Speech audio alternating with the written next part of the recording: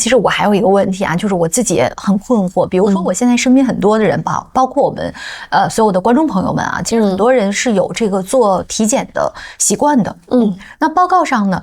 结节这2个字呢，其实检出率啊，我们发现其实很高了。对啊，我身边的朋友也经常会提到说，哎呀，这个体检报告上有结节了，是不是？啊，所以很多人其实心里是很发慌的。哎，是不是我们这代人是不是我们现在真的身体是不如以前了？这个问题其实特别有代表性，我每天呢都在门诊会被问到。其实咱们可以啊从2个视角来理解。首先就是现代的生活方式确实带来了一些影响，比如说我们的久坐少动、饮食结构发生变化、工作压力等等，这些都是客观存在的背景因素。但是我想请大家放宽心是什么呢？今天的结节检出率很高，更重要的或者是更直接的原因，它是现代医学影像技术的一个巨大进步。那我想给您和观众朋友们打一个比方啊，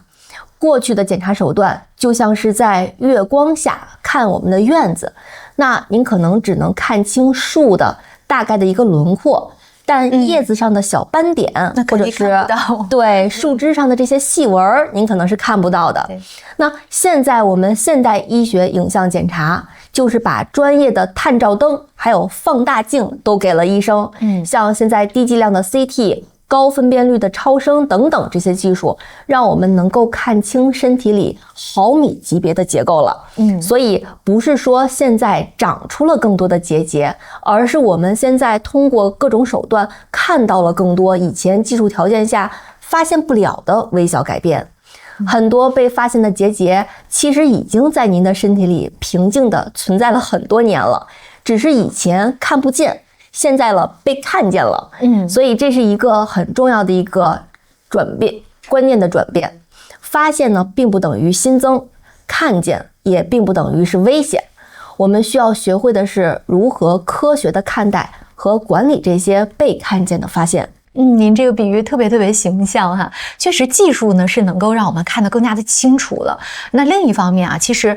我觉得这也是一个对于我们去控制自己的生活方式啊，它是一个提高可控性的一个有益的一个方面。对啊，比如说有哪些因素啊，您也帮我们介绍一下。比如说日常生活当中，它会容易导致我们结节发生或者发展。您这个问题其实非常关键。那从现代的医学研究共识来看呢，这个问题其实是可以聚焦在一个核心概念上的，那就是说慢性低度炎症。您可以把它想象成是身体内部一种持续的微弱的小火慢炖的这样的一个状态。这种状态它不是急性的感染那种，我比如说生了大火了这种啊，也不是说马上让您发烧疼痛，但它会悄然的长期的改变您身体的一个内环境。这个比喻也很直观哈，小火慢炖哈，它听起来其实是首先它是持续性的，对。另外这种呢，其实不是那么容易被发现，很隐秘。那这团小火呢，具体它是由我们日常生活当中的哪些行为我们点了这把火，甚至助燃了这把火？那么哪些生活方式是助燃这团小火的燃料啊，还是说起到了这个催化作用？主要有以下几个方面。最重要的啊，我个人认为最重要的其实就是长期的熬夜还有睡眠不足。之前也提到了，这会扰乱我们身体的生物钟和内分泌的节律，甚至会导致皮质醇等压力激素的一个分泌失衡，它会直接加剧炎症的状态。其次呢，就是吸烟。无论现在我们朋友们是主动的吸烟还是二手烟，烟草中有害的物质它都会直接损害我们的组织，引发一个持续性的免疫和炎症反应。其次，持续的一个情绪压力还有焦虑状态，那精神状态其实是可以通过神经内分泌系统来直接影响我们的生理状态的。如果长期处于压力的状态下，那是一个公认的促炎因素。最后就是不健康的饮食模式，比如长期摄入高糖、高精致的碳水，或者是高饱和脂肪的一个食物，而蔬菜、水果或者是谷物等这些抗氧化的这些食物呢，摄入量少，其实都是原因。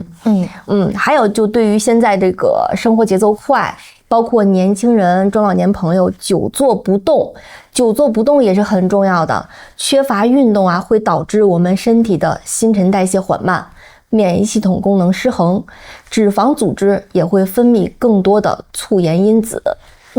刚刚提到了很多的这个结节啊，其实它是在这个炎症的微环境之下的一种产物。对的那是否就可以意味着我们可以理解成说，这种慢性低度炎症这个概念，其实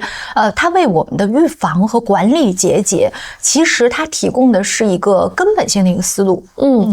是的，结节，尤其是某些良性的增生性结节，往往就是在这种长期慢性炎症的一个微环境刺激之下，细胞和组织发生了一个异常的反应所产生的产物之一。所以呢，当我们要思考如何去预防结节或者是管理结节的时候，本质上其实我们是在思考我们的身体如何可以通过生活方式的调整，为身体去消炎，创造一个更健康、更稳定、抗炎的这样的一个内部环境。这比仅仅盯着某个结节本身其实是更重要的，它是从根源上入手，而且去对这个结节来说起到一个预防和动态随访的一个关键点。好的，谢谢您。